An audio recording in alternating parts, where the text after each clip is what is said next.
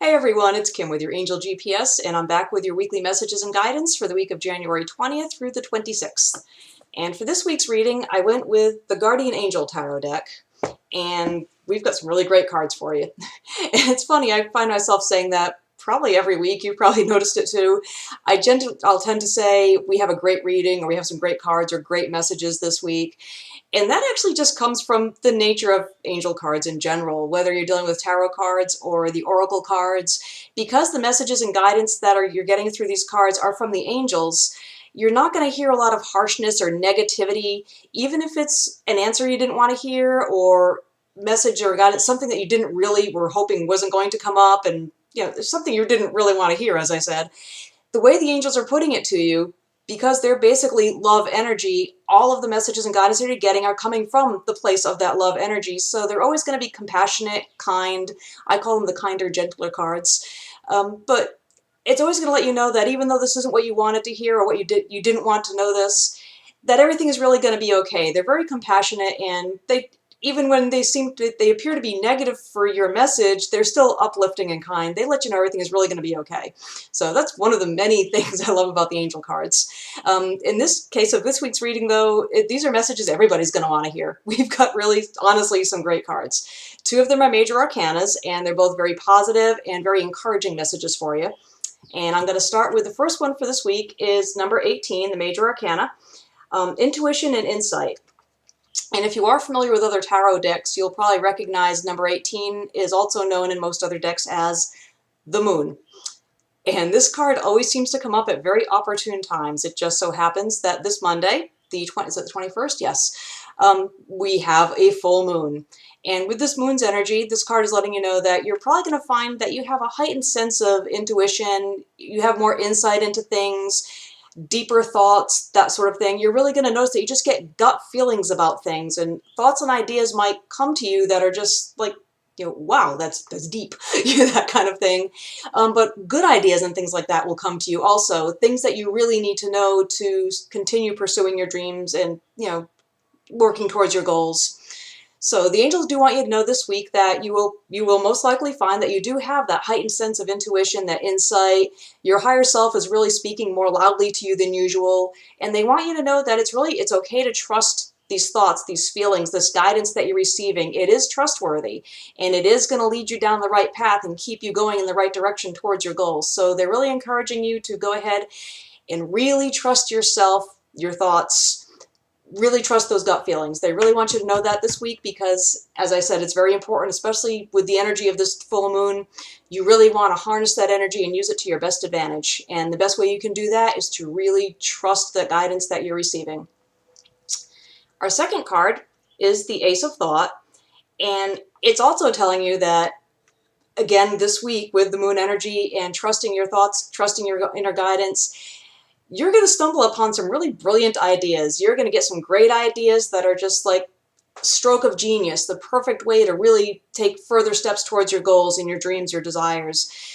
You may suddenly discover that there's another, maybe more specific desire. You might have had more like a general goal in mind or something like that, and now you have this sudden idea that, you know what, instead of just this general thing, what if I focused on this one specific thing? And that's like this light bulb goes on in your head, that kind of thing. So again, paying attention to your inner guidance and your higher self, trusting those feelings, you're really going to get you're going to get some great insight. And this card is actually, it's congratulating you on brilliant ideas and really moving towards your goals and your dreams right now by trusting yourself.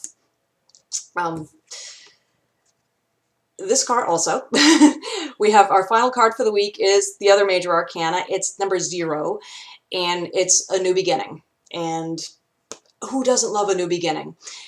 And it's referring basically to, I mean, obviously right now we're in a new beginning with January. It's a brand new year. You've got this whole clean slate, blank canvas of a year ahead of you to really identify your goals, your dreams, and paint them any way you want them and pursue them. And that's really what this card is it's a whole new beginning for you.